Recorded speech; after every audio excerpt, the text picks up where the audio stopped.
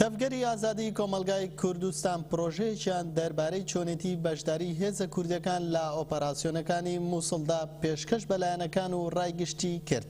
هاوکات وەڵامی پرۆژەکەی شاندی هەدەپەشیاندایەوە کە بۆ ئاشتەوایی لایەن و هێزە کوردیەکان پێشکەشیان کردبوون. لە کۆنگرەیەکی ڕۆژنامەوانیدا وتەبێژی تەڤگەری ئازادی کۆمەلگای کوردستان لەبارەی پرۆژەکەیان ڕوونی کردەوە. بوونی تورکیا لە ئۆپەراسیۆنی ئازادکردنەوەی موسڵدا هێڵی سوورە و مەترسی زۆر گەورەی هەیە لەسەر داهاتووی نەک تەنها داهاتووی موسڵ بەڵکو داهاتووی کەرکووک و هەولێریش بەستراوە بە داهاتووی موسڵەوە و داهاتووی شنگالیش بەستراوەوە بۆ پێشنیاری وماکە کە کۆنفرانسێکی بەپەلە ببەسترێت.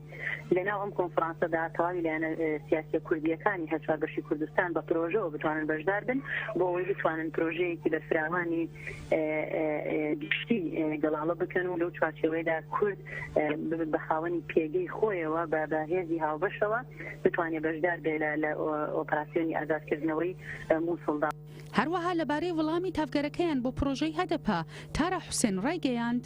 چوارچێوەیەدا ئێمە پشتیوانی خۆمان بۆ پرۆژەی هەدەپە بە فەرمی ڕاگەیاند و ڕاشمان گەیاند کە ئەوەی بەدەستی ئێمە بێ وەکو تەڤگەری ئازادی ئێمە بێت و دڵی لە سەرشانی خۆمانی ئەگرین و پشتیوانی و پرۆژەیە ئەەکەین و هەر ئەکێ بکەوێتە سەرشانان ئێمە ئامادەین بۆ